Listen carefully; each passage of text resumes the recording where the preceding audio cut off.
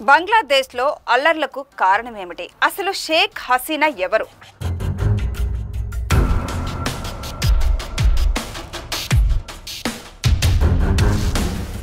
ముజీబర్ రెహమాన్ కుటుంబానికి ఆగస్టు నెల ఎప్పుడు క్రూరమైన నెలగానే ఉంటుంది. బంగ్లాదేశ్ వ్యవస్థాపక నిర్మాత షేక్ ముజీబర్ రెహమాన్ తన కుటుంబంతో సహా 1975 ఆగస్టు 15 తెల్లవారుజామున సైనిక తిరుగుబాటులో మరణించారు. ఆయన ఇద్దరు కుమార్తెలు షేక్ హసీనా, షేక్ రెహానా భారతదేశానికి వలస రావాల్సి వచ్చింది. తన తండ్రి వారసురాలుగా రాజకీయాల్లోకి ప్రవేశించిన షేక్ హసీనా 2004 ఆగస్టు 21న తాను ప్రసంగిస్తున్న ర్యాలీపై గ్రెనేడ్ దాడిలో గాయపడి దాదాపు మరణం అంచులను తాకి వచ్చారు.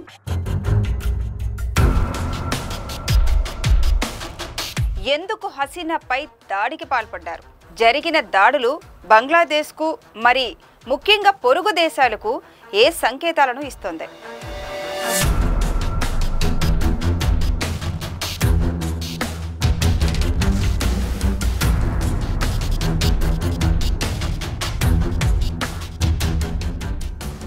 బంగ్లాదేశ్లోని సిల్హెట్లో హర్కత్ ఉల్ జిహాద్ అనే ఉగ్రవాద సంస్థ చేసిన ఆ దాడిలో అవామీ లీగ్ కార్యకర్తలు చాలా మంది మరణించారు. ఇప్పుడు 20 సంవత్సరాల తరువాత ఆగస్టు మధ్యాహ్నం హసీనాను ప్రధాని పదవి నుంచి తొలగించాలని డిమాండ్ చేస్తూ ఆమె నివాసంపై దాడి చేస్తామని బెదిరించిన నిరసనకారులను కాల్చి చంపడానికి ఇష్టపడని బంగ్లాదేశ్ సైన్యం ఆమెను పదవి వీడి ఢాకా నుండి పారిపోవాలని కోరింది.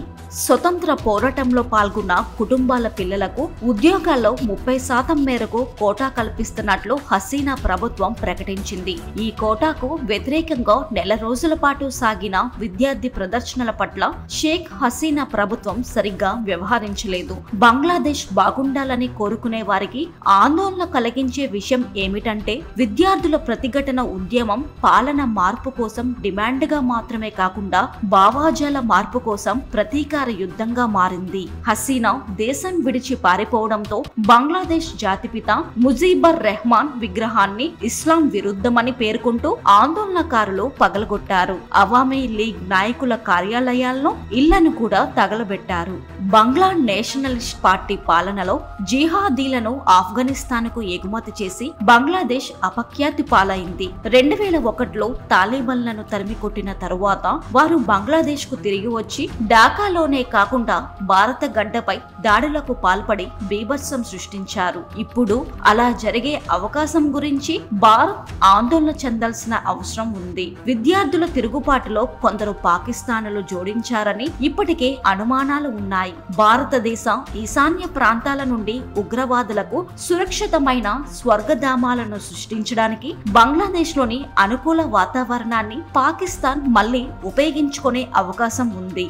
భారతదేశం వంటి పొరుగు దేశాలతో వాణిజ్య, ప్రయాణ కనెక్టివిటీకి ప్రాధాన్యతనిస్తూనే స్వతంత్ర అలైన విదేశాంగ విధానాన్ని కోరుకునే వారికి చైనాతో సన్నిహిత సంబంధాలను నెరపడానికి అవసరమైతే భారతదేశ భద్రతా ప్రయోజనాలతో రాజీ పడడానికైనా సిద్ధపడే వారికి మధ్య అవామీ లీగ్ పాలనపై విభజితమై ఉంది. ఏదేమైనప్పటికీ షేక్ హసీనా ఎల్లప్పుడూ ఇతరులకు ప్రాధాన్యతనిస్తూనే భారతదేశంతో మెరుగైన సంబంధాలను నిర్మించుకునే వైఖరిని తీసుకుంటూ వచ్చారు. తీస్తా నదిని దిగువకు అభివృద్ధి చేసే విషయంలో చైనా ప్రతిపాదనను పక్కన పెట్టి బంగ్లాదేశ్ తో భాగస్వామి కావాలనే భారత ప్రతిపాదనకు సూటిగా అంగీకరించారు. ఆ మేరకు బీజింగ్ ఆమె పట్ల తీవ్ర ఆగ్రహం వ్యక్తం చేసింది. కానీ చరిత్రకారులు, అంతర్జాతీయ సంబంధాల పరిశీలకులు ఏదో ఒక రోజు దీనిపై పరిశోధన చేయాల్సి ఉంటుంది.